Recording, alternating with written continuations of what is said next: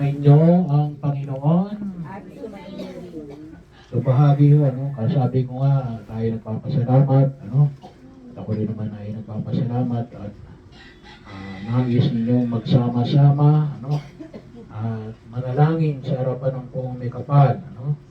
Ito ay parang itinuturing yung araw ng pagpapasalamat, ano. Alam niyo naman, pagsusumikap natin na kung saan, ano, ay sabi nga ho natin, basta ako'y libre, no, ay walang problema, ano. Ay nais din natin na higit na matugunan yung biyaya ng pagkapala na ipinagkaloob ng Diyos, ano. Tulad din po na ipinamani ko kanina, ano, gusto na po ay palagi rin natin magawa ito, ano, tuwing araw ng linggo, no. Sabi nga dito sa Sulim, pinagsusumikapan din natin na magkaroon tayo ng misa rito sa Sulim, ano, tuwing Sabado, no. Kaya ho sa 31, no, mayroon din misa dyan, no, at 7 o'clock. No. Sa darating na Sabado, yun ay every Saturday natin, ay misa natin para sa araw ng linggo. No. So sa susunod na Sabado, babalik na tayo sa 6 o'clock. No. Pero sa 31 bukas, no, 7 o'clock ng gabi. Yan, sa Sulim. No. Kung kayo naman ay pupunta sa bayan, ay di 9 o'clock sa 31 ng gabi. No. At 6:30 at 8:30 ng auno. Ano. Bahagi yun na kung saan ay makita natin na si Jesus ay inialay sa templo ng Jerusalem. Ito yung bahagi yun, no? Bakit? Ano? Kasi pagkapasalamat ni Jose at ni Maria, ano? Lalong-lalo na para sa mga Hudyo, yung kanilang inialay, ano, sa templo ng Jerusalem ay ang panganay na lalaki, no? Hindi naman sinasabi hindi nila ay pwedeng ialay yung iba, no? Pero isa ho yun sa pagkilala, no? Pagkatapos ng 4 na araw, no? Kasi hindi naman lahat ay makapupunta sa Jerusalem, no? Si Jesus ay saan isinilang? Sa Bethlehem, ano? Sa Bethlehem siya isinilang. Hindi ko lang alam, kasi after 40 days ito, no? Hindi ko lang alam kasi pagkatapos isinilang sa Jesus sa Bethlehem, saan sila nanirahan? Sa Nazareth, no? So Bethlehem ng Judea, ibang probinsya ng Judea, no? And then Bethlehem ng Galilea. Galilea is another province, no? So bahagi ho, no? Sabi ko nga ho, no? Kung kayo nakasimba noong Pasko, no? Yung layo ng Nazareth sa Bethlehem, ngayon kung lalakarin mo ay aabot ng 31 hours, no? Kung lalakarin. Sa ngayon hindi lalo na nung panahon ni Maria at Jose, no? Pero yun, no, ay inialay si Jesus sa templo ng Jerusalem. At dito sa Ebanghelyo, kasi makikita natin si Simeon, ano? Hindi nakasama sa Ebanghelyo, no? Si Simeon ay nagpahayag din ng kanyang papuri, no? Bahagi ho. Pero ngayon sa Ebanghelyo natin ay sino? Si Ana, no? Si Ana. Isa ng matanda. Sino pinakamatanda sa inyo rito? Sino ang pinakamatanda? Ilang taon na po? Ilang taon na po kayo, nanay? 77. Sinong 80? 80. Oh. Si Ana, nakalagay rito ay si Ana ay, ano nga nabanggit dito? 84 ba ka? Nahagi rito na si Ana ay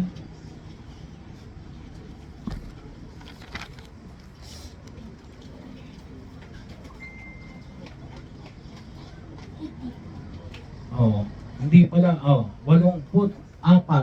Tama po, 84, no? 84 na taon. Si nanay, ilang taon? 80. Malapit na kayo sa edad ni Ana, ano? So anong ginagawa ni Ana? nasa templo, no? Nananalangin mula nung siya naging balo, no? Mula nung siya naging balo. Hindi naman sinabi kung gaano katagal siya naging balo, pero sinabi na alin, pag 7 years after ng kanilang kasal, nabalo na siya, no? At mula noon, nung siya nabalo, nandun na siya sa templo ng Jerusalem, no? Kayo nanay, balo na ba kayo nanay? Ilang taon na kayong balo? 10 years. Oh. So, inakita natin na rin na si Ana, na anak ni Fanuel, na 84 years old na naroon palagi sa templo, no? Mula nung siya mabalo, no? Anong ginagawa? Nagdarasal at nag-aayuno, no? Nag-aayuno. So, bahagi ho, no? Ngayon nag-aayuno, nagpapasexy na lang ano? Kaya ba't ka nagdadayet para mamayat, ano? Nung panahon nun na Jesus, at kahit na hanggang ngayon, may mga nag-aayuno, pero iniaalay sa Diyos, no?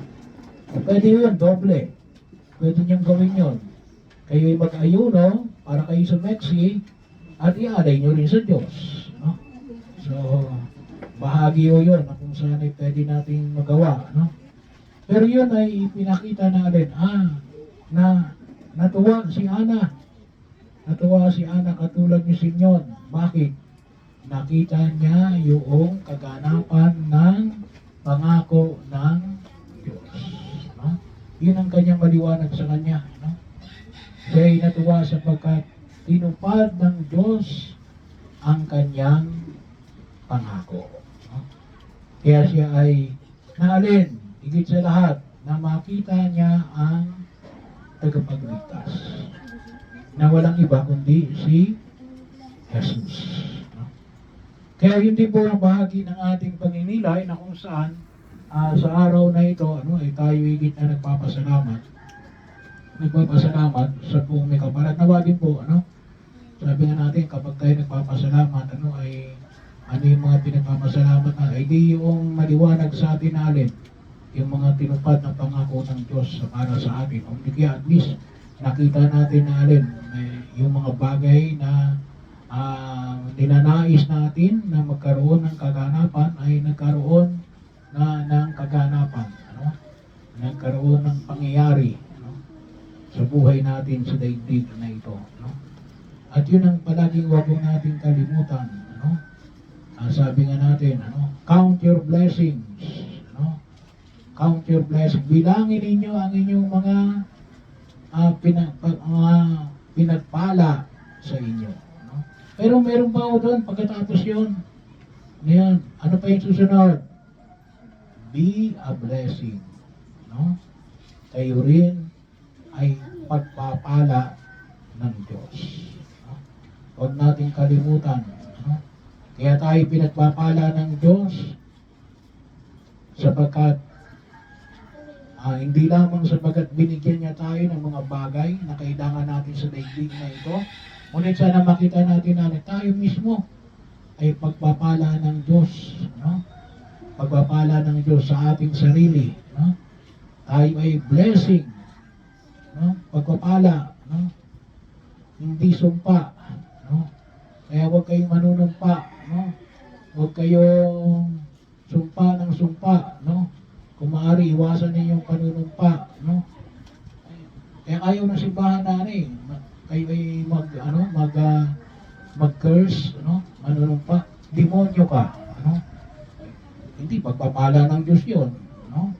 So bahagi yun, kaya kahit sa salita natin, sana maging maliwanag sa atin, na alin, hindi lang tayo pinagpapala ng Diyos sapagkat may mga bagay na ibinigay sa atin. Pero higit sa lahat, huwag natin kalimutan, tayo mismo, ang bawat isa sa atin, kahit na yung kapatid natin na pinakamatanda, at yung pinakabata, sino pinakabata rito ngayon? O ilang taon ka na, nene? O nene, ilang taon ka na?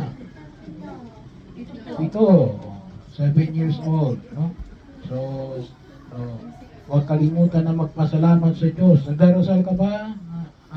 Nene? Ang pangalan mo, nene? Sydney. Ang pangalan mo, nene? Sydney daw. Ano pangalan? Sydney. Sydney. Wah, Australia. Sydney. Para kang sa Australia na. Yung huli kong kinasal, Australian yun eh, Sydney. O Sydney, nagdarasal ka, Sydney? Oh, huwag kang mahiya, no? Pagpapala ka ng Diyos eh, no? Huwag kang mahiya, no? So, ano, bahagi yun, no? Bahagi rin yung kasi pag pinagpapala tayo ng Diyos, no? Okay, dapat yun ang ating ikasisiya, ano? Ikasisiya natin, bakit pinagpala tayo ng Diyos eh, no? At dapat, ano sabi nga natin, ay mapahalagahan natin at maipasalamat natin sa Diyos, no? Huwag nating ikahiya yung biyaya na ipinagkaloob ng Diyos sa atin, no? So, dapat din makita natin yung alin, yung kahalagahan natin, no? Mahalaga tayo, no? Mahalaga tayo. Nais ng Diyos ang makita natin yung ating halaga. At makita natin alin, mahalaga tayo sa Diyos, no? Kaya nga, si Jesus ay isinilang sa sabsaban, no? Para iligtas tayo. Kasi mahalaga tayong lahat sa Diyos. Nais niyang tayo ay maging bahagi rin ng kanyang pagpapala sa daigdig na ito. At ito po, ang patuloy nating ipanalangin, ano, sa harapan ng Kongre Kapal, ano, na yun ang sana po ang kahit na kumisap ulit-ulitin natin sa ating sarili, ano. Alam nyo, isang problema ngayon ng lipunang ginagalawan natin, lalong-lalo ng kabataan, ano? Yung pagtingin sa sarili na walang kwenta, no? So, yun ang problema ngayon eh. Kaya marami yung nagpapakamatay, no? Ngayon, kasi akala nila wala na silang silbi sa daigdig na ito eh, no? Hindi, no? Naging tao nga ang Diyos para sa bawat isa sa atin, no? At alin, nagpapako siya sa krus, no? Para sa atin, no? Kaya, bahagi yun na huwag natin kalimutan. No? Isa ho yun sa ngayon, isa sa mga sakit ng lipunan natin. No? Kaya, sana mapahalagahan natin alin na tayo rin ay patuloy na hindi lamang tumatanggap ng pagpapala ng Diyos, kundi tayo ay din kanyang mga pinagpapala.